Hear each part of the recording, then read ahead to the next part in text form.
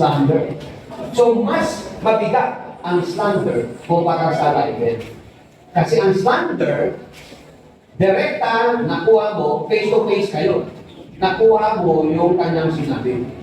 Na-record mo. Ang libel, nakuha mo lang sa internet. Kung narinig mo sa ibang tao na sinabi sa iyo, that is libel. Okay? So, damages.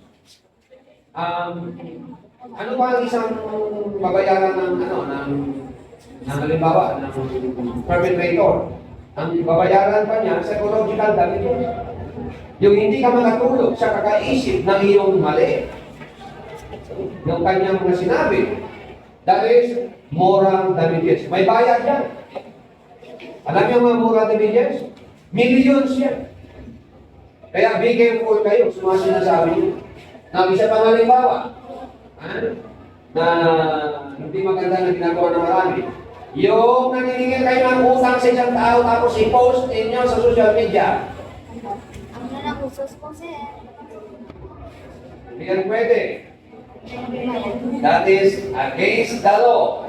Kahit may utang ng isang tao, hindi mo siya pwedeng ipahiya.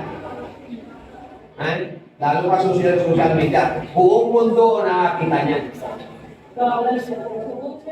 Hindi mo siya pwedeng ipahiya ang tao. Do you understand me? Yes. Ngayon, advice sa mga mangungutang.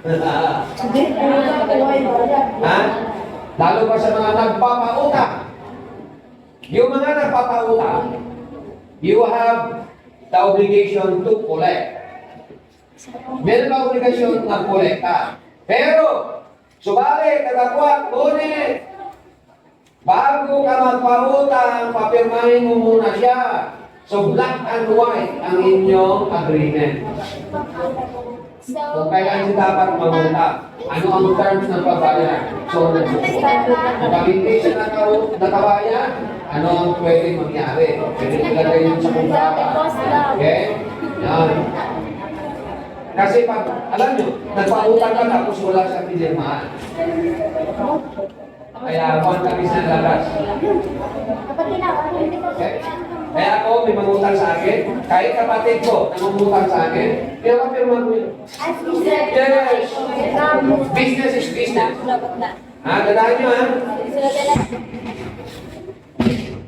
Sir, kapirmahan Ang negosyo.